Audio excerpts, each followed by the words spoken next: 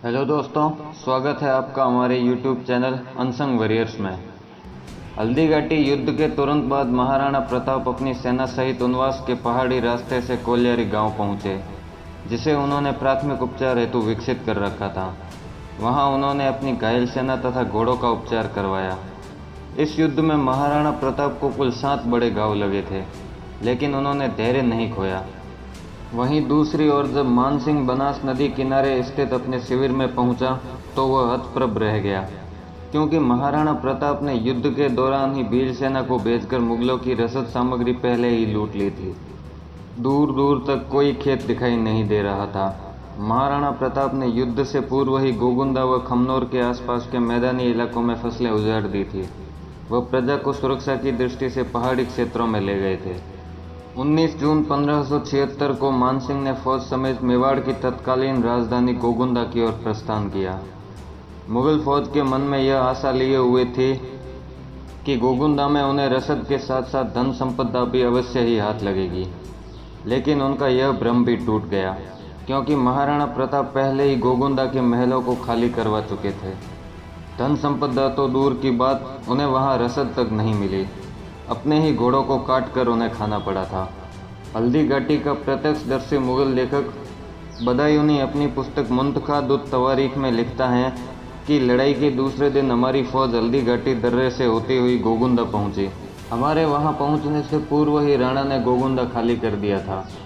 सबको यह खतरा लग रहा था कि रात के वक्त कहीं राणा उन पर हमला न कर दे। इस खातिर उन्होंने सभी महलों के चारों ओर बाड़े खड़ी करवा दी और गोगुंदा के चारों ओर खाई खुदवा कर ऊंची दीवारें बनवाई कि कोई घुड़सवार भी उसे न फांद सके।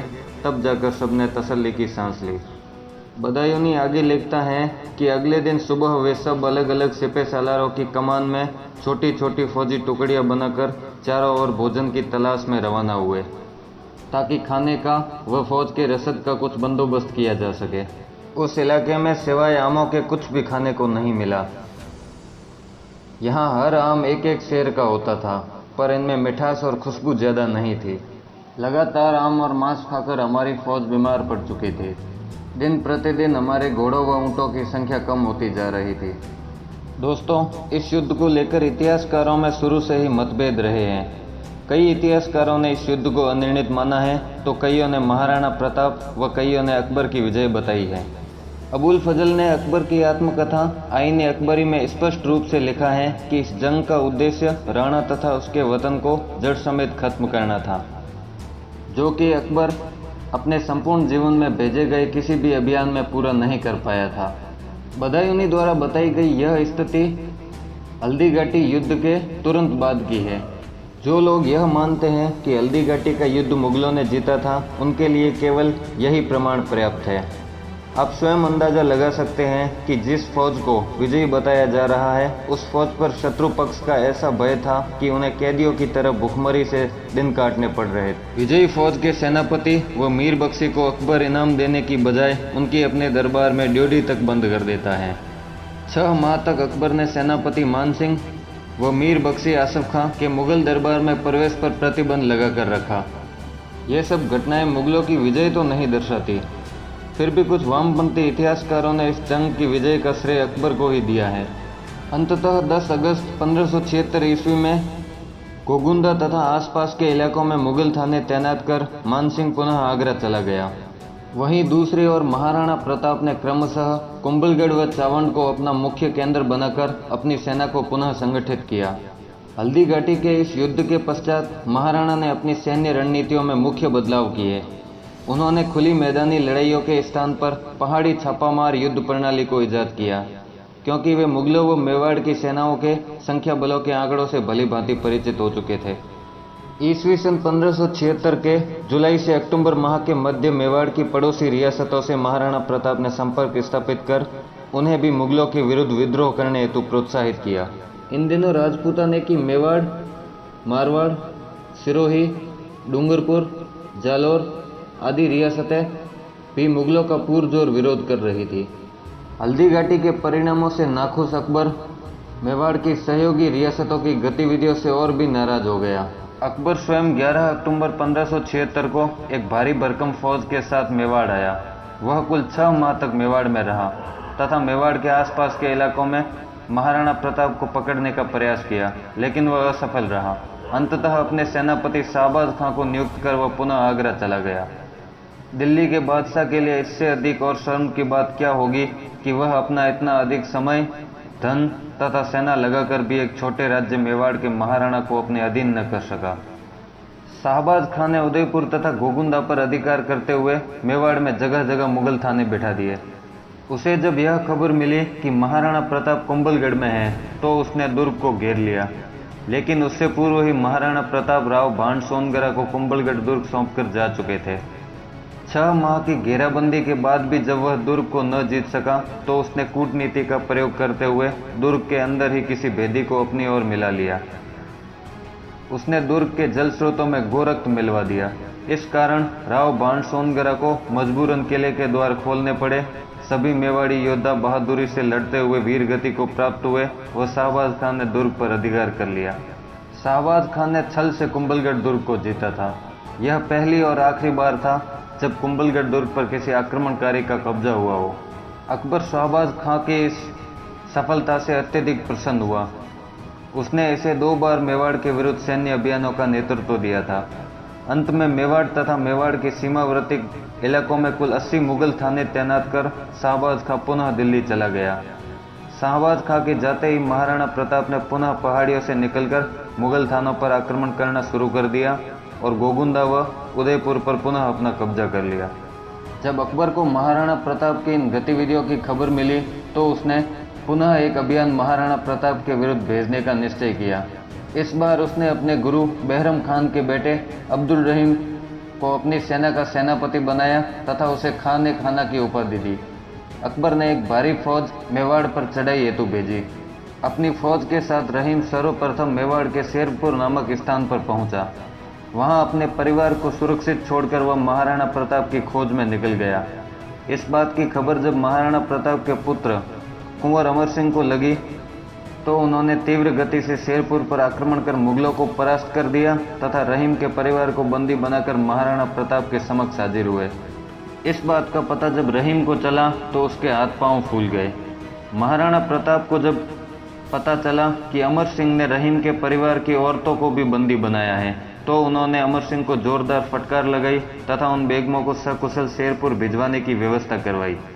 रहीम का परिवार जब वापस शेरपुर पहुंचा तो उसकी एक बेगम जिसका नाम आनी बेगम था उसने रहीम को सारी बात बताई। तब रहीम को एहसास हुआ कि वह कैसे महान इंसान के विरुद्ध खड़ा है जो दुश्मन पक्ष की औरतों को भी बंदी बनाए जाने के उपरांत उन्हें ससम्मान वापस लौटा दे। वह जब वापस आगरा पहुंचा तो उसने अपने पद से इस्तीफा दे दिया तथा भविष्य में पुनः महाराणा के विरुद्ध किसी भी सैन्य अभियान में न जाने की शपथ ली। रहीम ने महाराणा के लिए लिखा है कि इस संसार में सभी नाशवान हैं। भूमि और धन आज है लेकिन कल नहीं रहेंगे, परंतु महान व्यक्तियों की ख्याति कभी नष्ट नहीं होगी। राणा प्रताप ने धन और भूमि को छोड़ दिया पर अपना सिर कभी नहीं झुकाया। हिंद के राजाओं में वो एक ही है जिसने अपनी जाति के गौरव को अक्षुण्ण बनाए रखा है। अकबर ने अपने पूरे जीवन में महाराणा प्रताप के विरुद्ध कुल 7 बड़े अभियान भेजे थे तथा मेवाड़ में जगह जगह मुगल थाने तैनात करवा दिए थे। इन अनगिनत छोटे बड़े युद्धों में मेवाड़ के कई नामी सरदार तथा सैनिक वीर गति को प्राप्त हो चुके थे। महाराणा प्रताप की सेना तथा संसाधन प्रतिदिन सीमित होते जा रहे थे। तब भामाशाह तथा उनके भाई ताराचंद ने मेवाड़ का सिंचित कोष महाराणा को समर्पित कर अपना नाम इतिहास में स्वर्णिम अक्षरों में लिखवा दिया। इस धन के साथ उन्होंने अपना निजी धन भी महाराणा को समर्पित किया, जिस कारण उन्हें दानवीर भामाशाह के नाम से जाना जाता है। यह इतना धन था कि महाराणा प्रताप 25,000 सैनिकों को 12 वर्ष तक वेतन दे सकते थे। महाराणा प्रताप ने भामाशाह द्वारा प्रदत्त धन से अपनी सेना का पुनर्गठन तथा विस्तार किया। मुगलों द्वारा कब्जे में किए गए मेवाड़ी क्षेत्रों को पुनः स्वाधीन करने के विजय अभियान की शुरुआत करते हुए उन्होंने युद्ध का बिगुल फूंक दिया। महाराणा ने इस विजय अभियान की शुरुआत दिवेर से करना तय किया। विजयादशमी के मौके पर राणा ने तलवारें खींची, चढ़ दिवेर की घाटी को मुगलों के रक्त से सींची। विजयादशमी के शुभ मुहूर्त में महाराणा प्रताप ने दिवेर के शाही थाने को चारों ओर से घेर लिया। इस थाने का मुख्य हाकिम अकबर का चाचा सुल्तान खान था। उसने महाराणा के आने की खबर पाते ही आसपास के मुगल थानों से फौजें बुलवा दी। देखते ही देखते 14 मुगल थानों की फौजें दिवेर में इकट्ठा हो गई। महाराणा ने अपनी फौज को 2 हिस्सों में बांटा, एक का नेतृत्व स्वयं तथा दूसरे का अपने पुत्र कुंवर अमर सिंह को दिया। मेवाड़ी फौज ने इतना जबरदस्त हमला किया कि मुगलों की फौजें उसे झेल नहीं पाई। युद्ध के बीच में महाराणा का सामना हाथी पर सवार सुल्तान खान से हुआ। उसके हाथी ने भयंकर तबाही मचा रखी थी। महाराणा ने भाले से तीव्र प्रहार करते हुए सुल्तान खां के हाथी को जख्मी कर दिया। हाथी से गिरकर सुल्तान खान घोड़े पर बैठकर युद्ध करने लगा। तभी कुंवर अमर सिंह की नज़र सुल्तान खां पर पड़ी तो उन्होंने अपना घोड़ा उसकी ओर दौड़ाया। इस युद्ध में अमर सिंह का शौर्य देखते ही बन रहा था। उनके एक हाथ में तलवार तो दूसरे हाथ में भाला था। दोनों हाथों से वे मुगलों का संहार करते जा रहे थे। जब कुंवर अमर सिंह का सामना सुल्तान खां से हुआ तो सभी मुगलों और राजपूतों की निगाहें उन पर टिक गई। कुंवर अमर सिंह ने भाले के एक ही भीषण प्रहार से सुल्तान खां को कवच सहित बींध डाला। भाला आर पार होकर जमीन के बीच में जा धंसा। यह दृश्य देखते ही बाकी मुगल फौज ने भी घुटने टेक दिए तथा कुछ मुगल इधर उधर भागने लगे। पूरी मुगल फौज ने महाराणा के समक्ष आत्मसमर्पण किया। जब महाराणा प्रताप सुल्तान खां के समक्ष आए तो उन्होंने उसे जल पिलाकर मानवता का परिचय दिया। सुल्तान खां ने महाराणा के समक्ष अपनी अंतिम इच्छा रखते हुए कहा कि मैं उस बहादुर राजकुमार से मिलना चाहता हूँ। तो महाराणा ने अमर सिंह को बुलवाया तथा उन्हें भाला निकालने को कहा। भाला निकलने के साथ ही सुल्तान खां के प्राण पखेरु उड़ गए। महाराणा की दिवेर विजय की खबर आसपास के मुगल थानों में आग की तरह फैल गई तथा कई मुगल थानों के सेनापति बिना लड़े ही भाग खड़े हुए। अपने विजय अभियान को जारी रखते हुए महाराणा ने महज कुछ ही महीनों में मोही, मदारिया, पुर, मांडल, शेरपुरा, गोगुंदा, कोसीथल, रामपुर इत्यादि कुल 80 मुगल थानों को जड़ सहित उखाड़ फेंका। तत्पश्चात महाराणा ने मेवाड़ के गौरव कुंभलगढ़ दुर्ग पर चढ़ाई की। वहां का किलेदार अब्दुल्ला खां, जिसे शाहबाज खान ने नियुक्त किया था, वो महाराणा के दिवेर विजय की खबर से पहले ही घबरा गया था तथा किला खाली कर भागने लगा। महाराणा ने भागती हुई मुगल फौज पर आक्रमण कर समस्त मुगल फौज को अब्दुल्ला खां सहित मौत के घाट उतार दिया। जिस कुंभलगढ़ दुर्ग को शाहबाज खां 6 महीने की घेराबंदी तथा तोप खाने के बल पर भी न जीत सका था, उसे महाराणा ने महज एक ही दिन में फतेह किया था। कर्नल जेम्स टोड ने लिखा है कि जिस वक्त राणा प्रताप के शत्रु यह कल्पना कर रहे थे कि राणा रेगिस्तान में पीछे हटने की तैयारी में है, उस समय प्रताप ने पुनः दोगुने वेग से अपने शत्रुओं पर प्रहार कर सबको चौंका दिया। कर्नल टोड ने ही हल्दी घाटी को मेवाड़ की थर्मोपोली तथा दिवेर को मेवाड़ के मैराथन की संज्ञा दी है। इस तरह महाराणा प्रताप ने चित्तौड़गढ़ तथा मांडलगढ़ को छोड़कर अपने राज्याभिषेक के समय के पूरे मेवाड़ को पुनः स्वतंत्र करवा दिया तथा चावंड को अपनी राजधानी बनाया। दिवेर की पराजय का बदला लेने हेतु अकबर ने आमेर के जगन्नाथ कच्छापा को अंतिम बार मेवाड़ पर चढ़ाई करने हेतु भेजा, किंतु महाराणा प्रताप ने उसके इस अभियान को भी पूरी तरह विफल कर दिया। मेवाड़ का सिंहासन महाराणा प्रताप के लिए कांटों की सेज था। अकबर जैसे प्रबल प्रतिद्वंदी से आजीवन संघर्ष करते हुए अंततः उन्होंने अपनी मातृभूमि को पूर्णतः स्वतंत्र करवाया। शत्रुओं से अपनी मातृभूमि की रक्षा राज परिवार के किसी भी सदस्य के शत्रु पक्ष के हाथों में न पड़ने का दायित्व तथा चित्तौड़ जैसे ही साके को पुनः न दोहराने की अपनी शपथ को उन्होंने बखूबी निभाया था। अपने शासन के अंतिम दिनों तक उन्होंने पूर्णतः मेवाड़ में शांति स्थापित कर दी थी। इसी बीच उन्हें सूचना मिली कि एक जंगली खूंखार शेर इंसानों व पशुओं का शिकार कर रहा है, तो उन्होंने उस सिंह के शिकार हेतु जंगल में प्रस्थान किया। कहा जाता है कि धनुष की प्रत्यंचा चढ़ाते वक्त उनकी नसों में जबरदस्त खिंचाव हुआ। महाराणा तकरीबन महीने भर तक इस पीड़ा को सहते रहे। वैद्यों ने भी उपचार किया लेकिन कुछ फर्क नहीं पड़ा।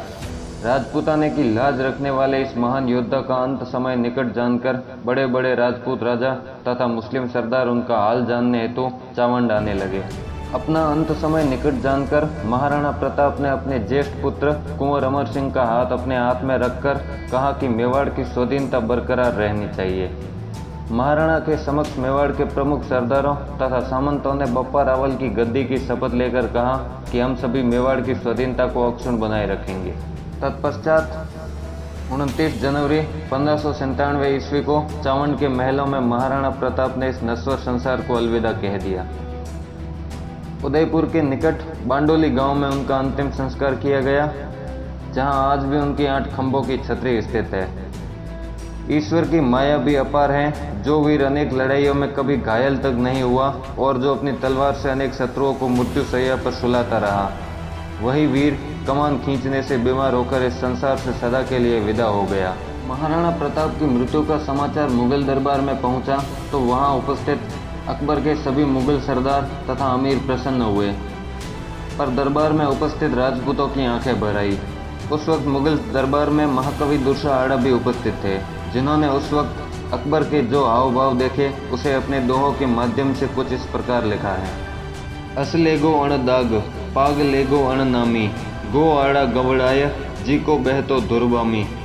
नवरोजे नह गयो, नह गो आतसा नवल्ली, न गो जरोखा हेठ, जेठ दुनियाण दहली। गोहिल रण जीत गयो, दसण मूंद रसनाडसी, निशान मुख भरिया नयन, तो मृत शाह प्रतापसी। अर्थात महाराणा प्रताप ने अपने घोड़ों पर कभी शाही दाग नहीं लगने दिया। उनकी पगड़ी किसी बादशाह के सामने नहीं झुकी। वह स्वाधीनता की गाड़ी की बाईं धुरी को संभाले हुए थे। वो अपनी जीत के गीत गवा के चले गए। तुम्हारा रुआब दुनिया पर गालिब था। तुम कभी नौरोजों के जलसे में नहीं गए, न ही बादशाह के झरोखे के नीचे गए जहां पूरी दुनिया दहलती थी। हे महान वीर प्रताप, तुम्हारी मृत्यु पर बादशाह ने आंखें बंद कर जबान को दांतों तले दबा लिया और ठंडी सांस ली। उसकी आंखों में पानी भर आया और उसने दबे स्वरों में कहा कि गुहिलोत राणा जीत गया। महाराणा प्रताप के देहांत के मात्र कुछ वर्षों बाद लिखे गए ग्रंथ राणो रासों में लिखा गया है कि राणा प्रताप सोनगिरी रानी से उत्पन्न हुआ और संसार में अद्वितीय वीर माना गया। वह दानी एवं युद्ध में शत्रुओं को दलने वाला था। प्रताप सिंह अपना प्रताप स्वयं फैलाने वाला था। उसमें अक्षुण रजोगुण विद्यमान था। इस संसार में उसके जैसा न कोई हुआ और न कभी होगा। राणा प्रताप युधिष्ठिर के समान सत्यवक्ता, दधीची के समान उदारवृद्धि, दशरथ के समान पुरुषार्थी, भीम के समान युद्ध करने वाला, राम के समान प्रणपालक व रावण के समान स्वाभिमानी था। वह भारतवर्ष में विक्रम, भोज, कर्ण व सूर्य स्वरूप माना जाता है। राजागण उसको अपना शिरोमणि मानते थे। प्रताप हिंदू नरेशों का अडिग ताज था।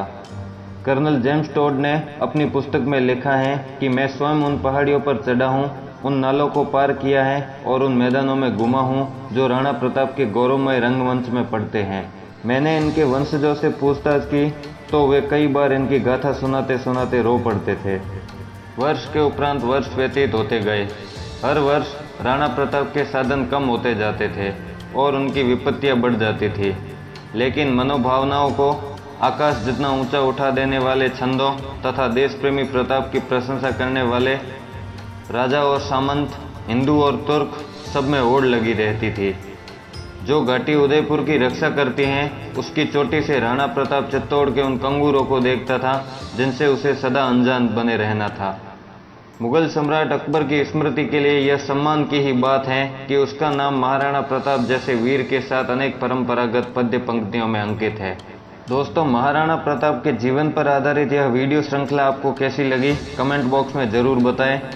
अगर अच्छी लगी हो तो लाइक, शेयर और चैनल को सब्सक्राइब जरूर करें। जल्द ही मिलते हैं आपसे ऐसी ही दूसरी गौरव गाथा के साथ। धन्यवाद।